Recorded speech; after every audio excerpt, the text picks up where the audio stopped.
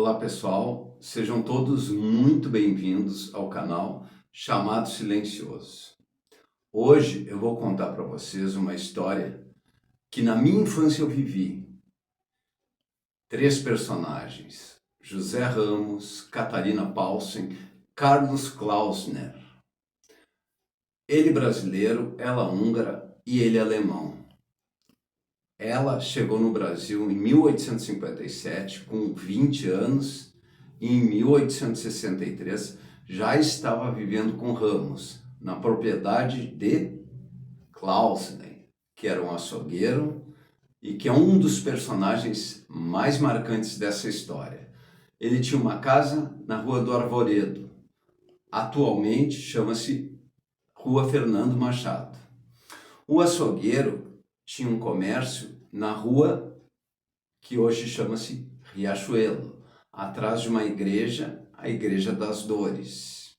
A Igreja das Dores era frequentada por senhoras que na época era muito normal no final da missa elas pegarem os seus escravos e mandarem até o açougue para comprar carne e a famosa e temperada linguiça feita por Carlos Klausner. Eu vivi essa história porque eu morei, quando criança, na Demétrio Ribeiro. E a Fernando Machado fica uma rua abaixo e a Riachuelo fica duas acima.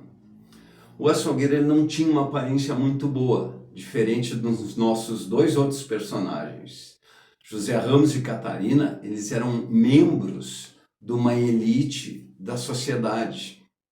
Então eles frequentavam a alta sociedade, eram sempre muito bem vestidos e frequentavam locais públicos, que aí entra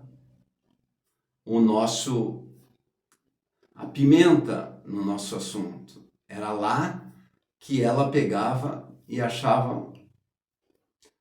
resgatava quem? Imigrantes, normalmente alemães, em virtude da língua, porque ela dominava a língua e as pessoas que viviam lá tinham posses, mas eram vulneráveis, porque não conseguiam se entrosar no meio dessa sociedade. Então, um dos critérios era a língua, o outro era as posses e o outro, os bens que eles se apropriavam. Eram os três critérios que eles usavam. E também, né, a gente sabe que essas pessoas sendo solidárias, ou melhor dizendo, solitárias, fora do seu país, se tornam vulneráveis. O açougueiro Carlos, ele se encarregava de tornar a carne dessas pessoas em linguiça. Em 1863, depois de uma série de desaparecimentos, isso começou a despertar uma curiosidade tanto da opinião pública quanto das autoridades. E aí o açougueiro, assustado com a repercussão, decidiu ir para o Uruguai. Ele começou a avisar o pessoal que ia para o Uruguai, alegando que lá ele tinha parentes e estava muito solitário lá.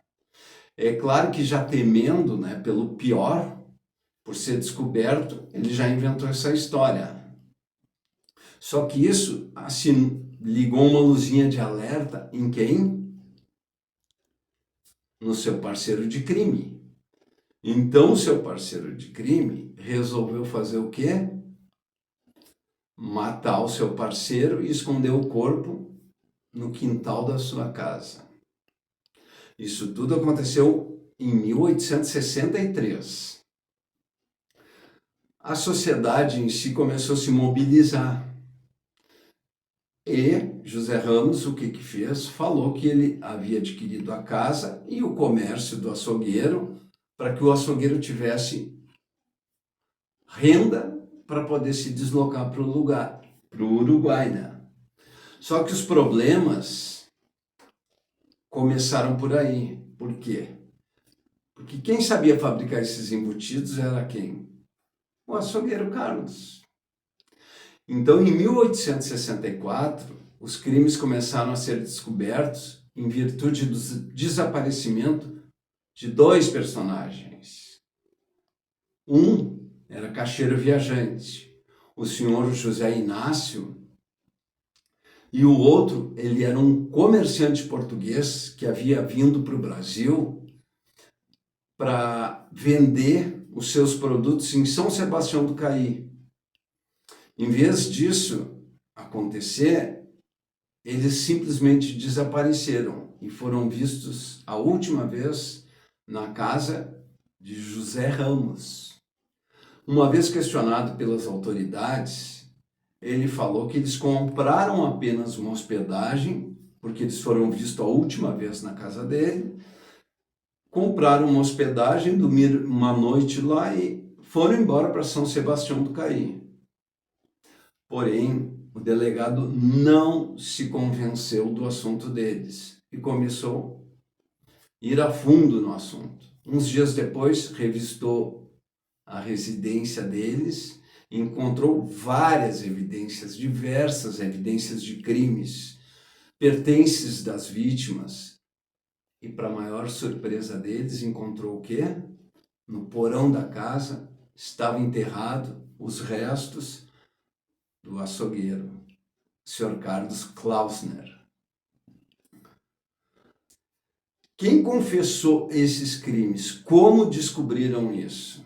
Descobriram porque pegaram um diário da Catarina e a Catarina escrevia tudo no seu diário e ali estavam todos os relatos macabros de tudo que aconteceu. Aí ela confessou o crime. Olha, José Ramos, ele foi condenado à pena de morte. E depois essa pena de morte foi trocada para prisão perpétua. Isso foi em 1893.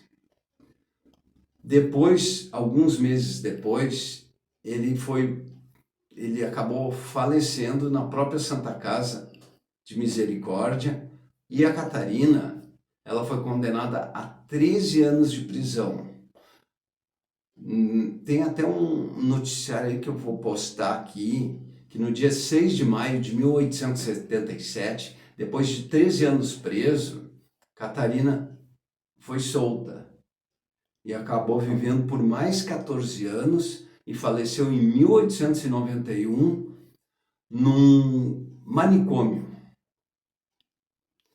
Esta é a história desse trio, assim. Na verdade, eu falo para vocês dentro daquilo que eu gravo as ideias e procuro mentalizar, porque eu me lembro desse caso, porque quando pequeno eu tinha umas casas ao lado da casa que eu morava, e eu morava na rua Demétrio Ribeiro, na rua Fernando Machado, onde tudo aconteceu, que eu conhecia a casa, e existe até hoje, vocês vão ver nas fotos. Ela fica uma rua abaixo, bem próximo de onde eu morava. E 2 ruas acima ficava o açougue. E o avô de um amigo meu falava sempre, ele trabalhou na Santa Casa, ele conheceu José Ramos, que faleceu na Santa Casa, né? Então, ele sempre contava da história e falava de fatos. Então, assim, é uma coisa assim, ó, recente.